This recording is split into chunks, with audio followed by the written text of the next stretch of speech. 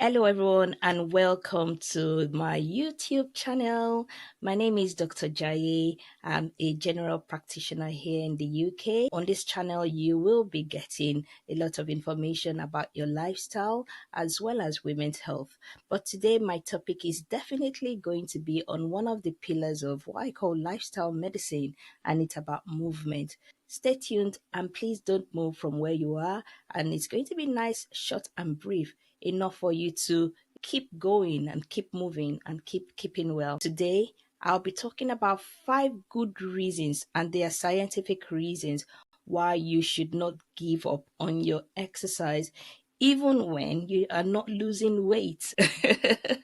Many of us think about exercise as a way of losing weight. Yes, it is a benefit of exercising, but I can assure you there are so many other benefits. And the benefits of exercising and moving intentionally goes way beyond just losing weight. It goes way beyond the visible. Today, I'll give you 5 good reasons why you should keep on exercising, why you should keep on moving, why you should keep on strengthening your muscles, because they do definitely give you the edge as you begin to get older.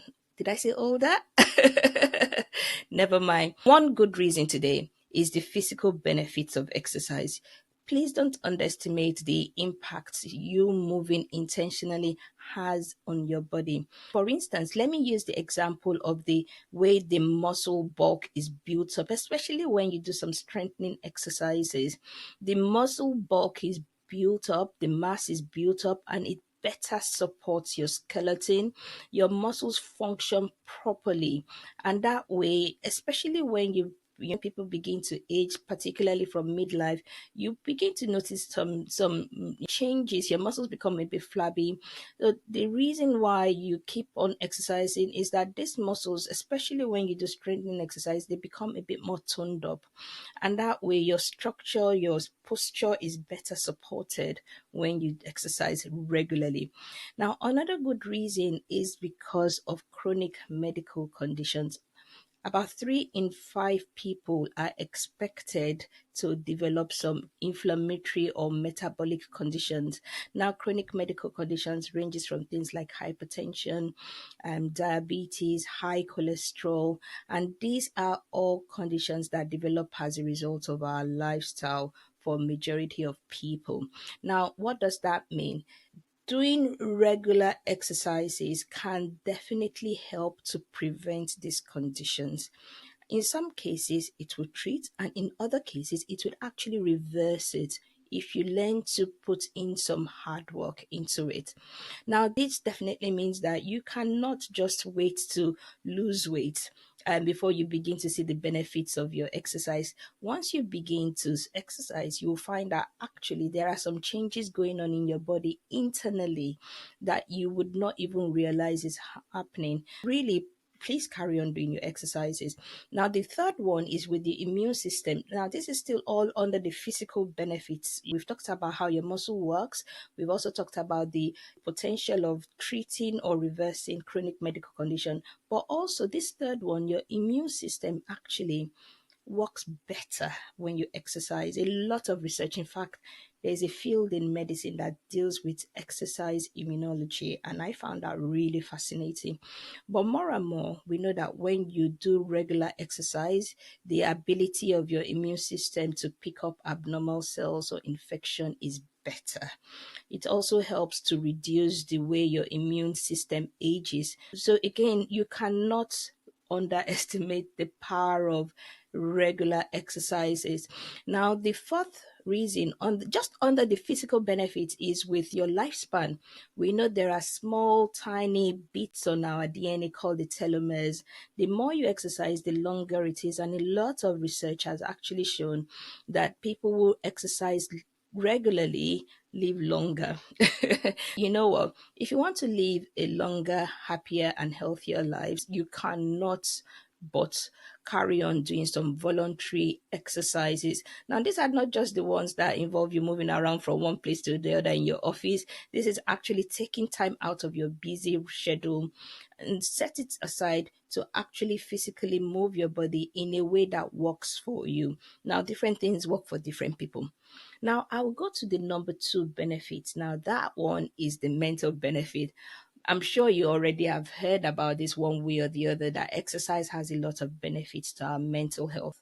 And that's the reason why you really can't stop exercising. You see, you can't stop moving, because these are benefits that is way beyond just losing weight. Now, a lot of evidence is around the fact that when our muscles are exercised, they release a lot of hormones.